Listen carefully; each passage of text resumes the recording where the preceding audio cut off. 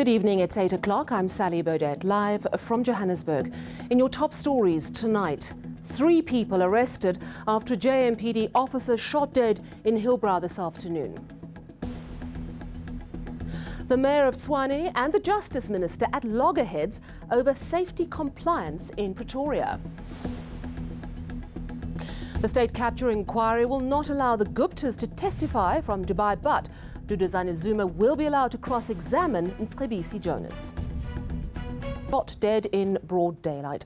A Johannesburg Metro Police Department officer was gunned down in Hillbrow this afternoon. Authorities have acted swiftly. They've now arrested 3 suspects in just a matter of hours. Our reporter Linda Kuhle was on the scene. He joins me now. Linda, you were in Hillbrow moments after this murder occurred. What do we know about why this officer, this off-duty officer, was shot dead? Well, we understand that the suspect was apprehended first. Out of the 3 suspects had actually disclosed information to the Johannesburg Metro Police Department, being that this is what they do on a daily basis. They take firearms, and in fact we understand that recently they had taken 2 firearms during this week. So this is a 3rd firearm that they were trying to get, and that is why we are seeing this incident. So he was targeted not because he was a policeman, but because he was armed with a gun.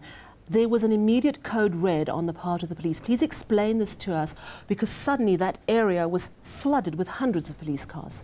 Well, what we got from the police, the JMPD chief, that is David Tembe, he said that a code red is a new initiative from him, saying that whenever there is an incident that is involving a police officer or a Johannesburg Metro Police officer in that regard, there will be a swift action, and that is that they call upon all of JMPD officers in this area. All of the Johannesburg Metro Police will be reporting to that scene and making sure that they apprehend the suspects. So within 2 hours, that is their time limit that they have to arrest these suspects. A swift action to ensure that the lawlessness, more particularly towards the officers of the JMPD, will definitely be apprehended in time. It was very heartening to see top authorities there, not just the police, vowing not to leave the scene until everyone they need is arrested. Has that now happened? Is everyone apprehended that they needed? Almost definitely, we saw swift action.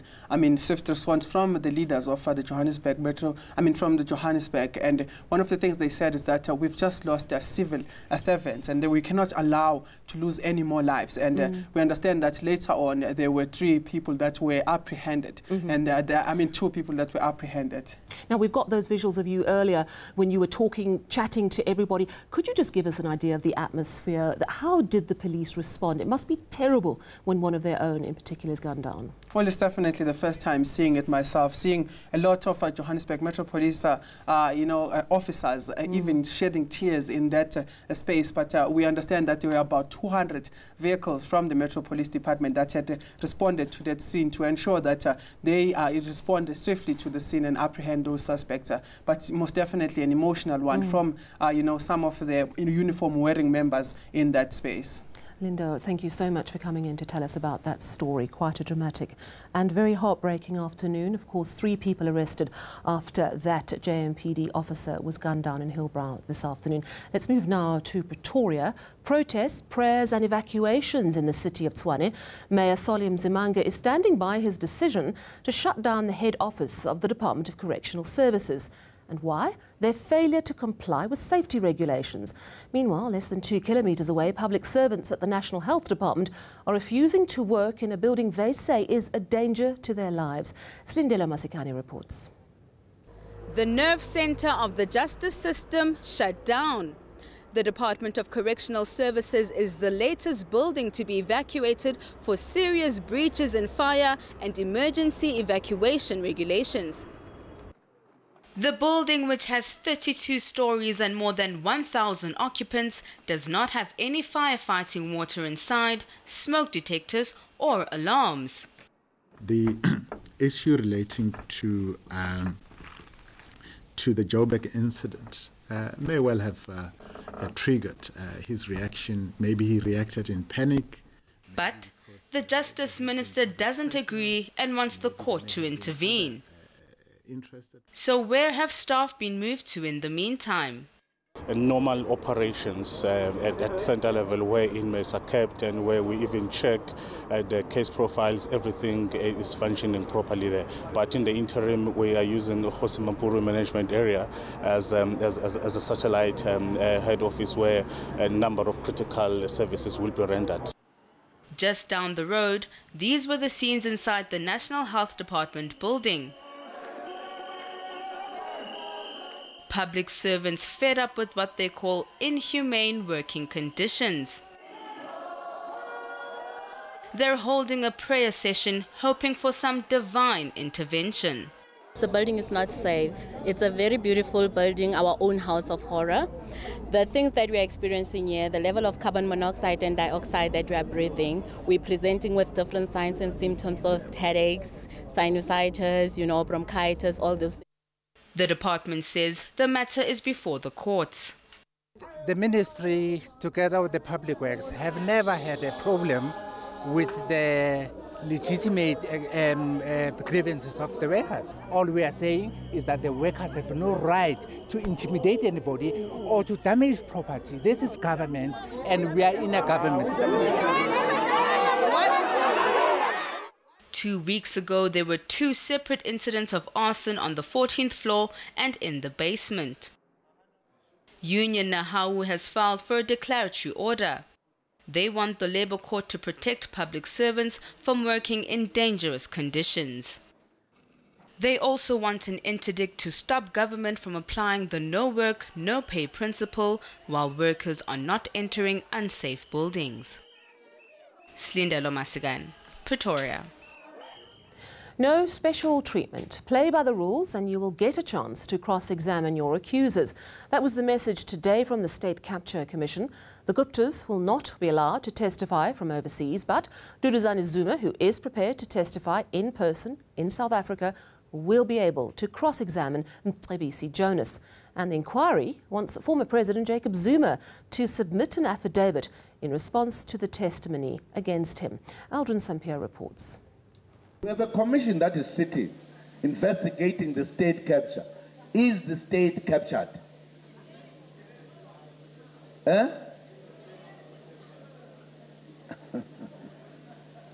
My view, and I'm not disagreeing with anyone, these are political decorated expressions. Absolutely. There's no state that is captured. And now the former president who established the Commission of Inquiry into State Capture has been invited to enter the fray. Did he call former GCIS head Themba Maseko to assist the Guptas? Was he present when the Guptas allegedly offered Fakey Mentor a ministerial post? These are just some of the questions Justice Raymond Zondo and his team are trying to have answered.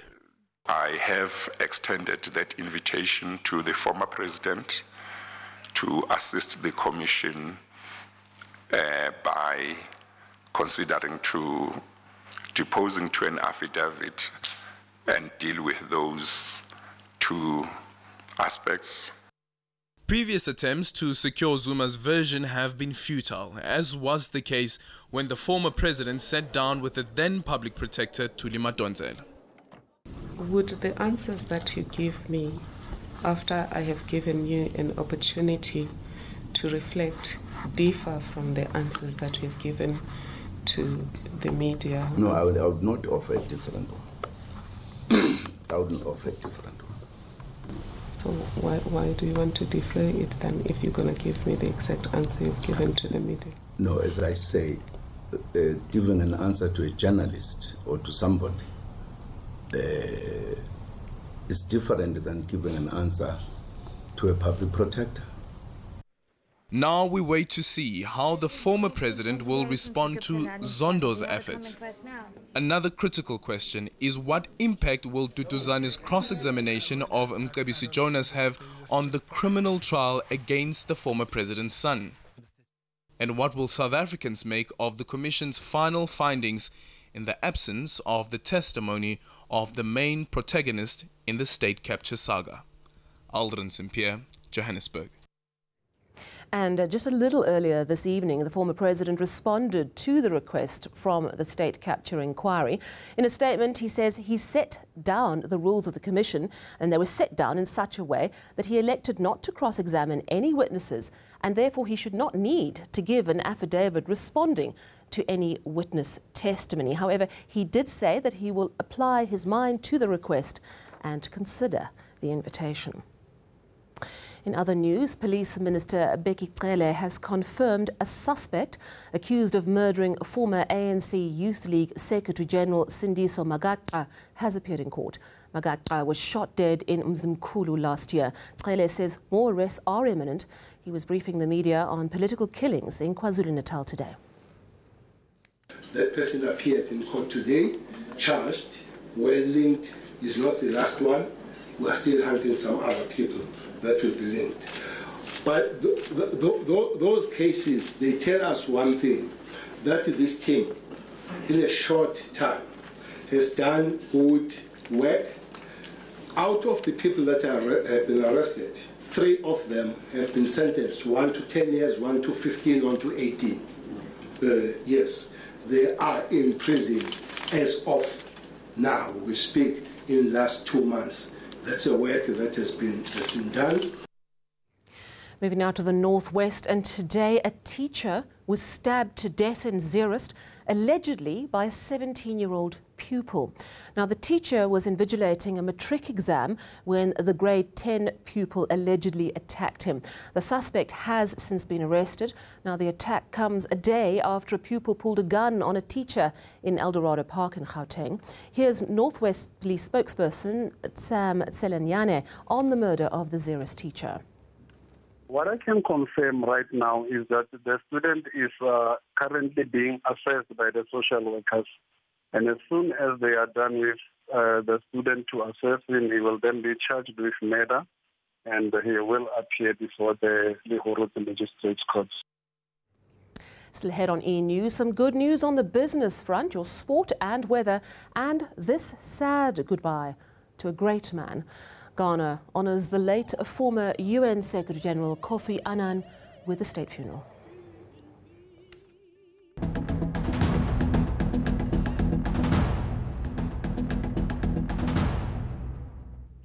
Let's talk money now, and some good news for the economy. Ratings agency Moody's expects the country's economic growth to pick up, albeit slowly. Moody's is forecasting annual growth of just under 1% this year. Modest, but we'll take it. And the interest rate on your home loan is expected to stay the same next week. More good news. That's according to economists who say the Reserve Bank will leave interest rates at 6.5%. I really hope they're right. Let's take a quick look at your markets now.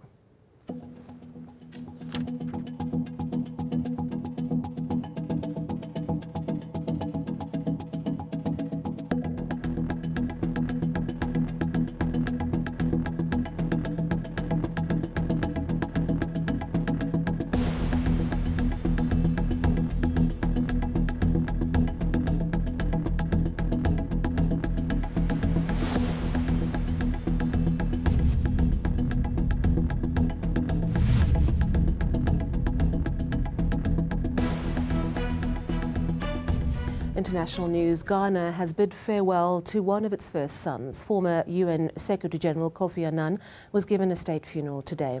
It was attended by a number of leaders and dignitaries, including former Nigerian President Olusegun Obasanjo, Princess Beatrix of the Netherlands, and Liberian President George Weah. The Nobel Peace Prize laureate died in a Swiss hospital last month at the age of 80. He's survived by his wife Nane and children Ama, Kojo and Nina. Annan's wife paid a moving tribute to her husband. Nane said her husband's legacy will live on through the lives he touched. I always believed that his inner strength and sense of whole came from his deep roots here. And I want to thank Ghana for giving us such an extraordinary human being. His legacy will live on in his foundation and in all of us. My love, you are now back home where you started your long journey.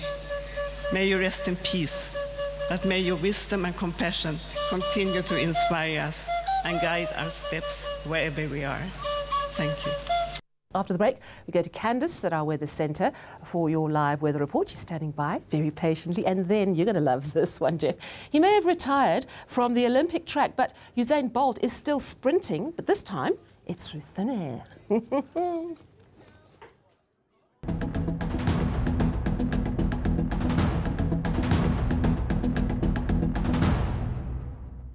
The weekend is almost upon us. Let's find out what the weather is going to be doing from tomorrow. Down to Cape Town we go. Candice McKechnie standing by. Hello, how's it going? Hi Sally, all good. We're still freezing here, but of course I'm sure you're enjoying some of that sunshine and warm weather up north. So here's a little summary for your Friday. Another cold front on its way for us, keeping things cloudy, keeping those temperatures cool and bringing in some rainfall with it. We're expecting some morning fog over the eastern interior, and that's mainly over the interior part of KwaZulu-Natal. Sunny and warm for most of South Africa, sizzling hot over the northeastern part, and then of course there's that cloudy and cool weather with some rainfall over the southwestern part of South Africa. It'll be a slightly warmer day for the Northern Cape, just shy of 30 degrees in Uppington, still in the teens for Calvinia and Sutherland at 19 and 17. We're forecasting a high of 18 from Cape Town through to Bredasdorp. You'll see the chance of rain there as well as into Worcester at 20, partly cloudy for George at 20 degrees. Partly cloudy and mild to warm throughout the Eastern Cape, 23 as we head towards East London, Umtata topping 27, a few degrees cooler for KwaZulu-Natal on Friday, but still warm, highs head into the mid-20s along the coast and remain in the low 30s over the northern part of the province. Sunny and dry weather continues for Mpumalanga, just shy of 30 for eMalahleni and Standerton. Hot as we head towards Bombela and Secunda, both in the mid-30s, and you'll see that hot weather also extending through to Limpopo with another sizzling hot and sunny day in the forecast. Polokwane and Bela at 33 degrees. Fine and dry as we head towards northwest, 31 for Mahikeng, Rustenburg at 33 with a sunny forecast on Friday. Mostly clear as we head towards the Free State. You'll see many of those highs heading into the mid-20s in the afternoon.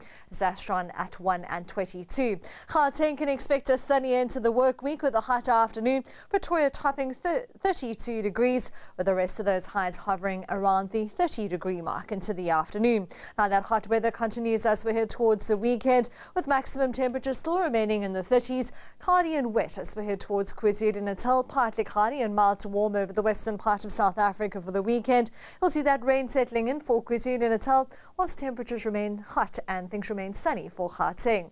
That's all from me for tonight, Sally. Have a good night. Thank you so much, Candice. An absolute scorcher up country this weekend. And finally, he may be known as the fastest man in history, but Usain Bolt has now taken his need for speed to new heights. The Olympic champion sprinted through thin air while sipping champagne. He took off in a microgravity plane in which objects appear weightless. Now, to achieve this, the pilot performed 16 jumps in the sky called parabolas. This allows a free fall of just over 20 seconds long, creating the microgravity atmosphere that allows Bolt to float. The 32-year-old has turned his attention to playing football following his retirement from athletics. But with the race of space tourism on, who knows, Bolt could become a star in the stars. Before I go, let's recap your top stories this evening. 3 people arrested after a JMPD officer shot dead in Hillbrow this afternoon. The Mayor of Tshwane and the Justice Minister at loggerheads over safety compliance in their Pretoria building. And the state capture inquiry will not allow the Guptas to testify from Dubai, but Duduzane Zuma will be allowed to cross-examine Mcebisi Jonas. From me and the team, it's a very good night.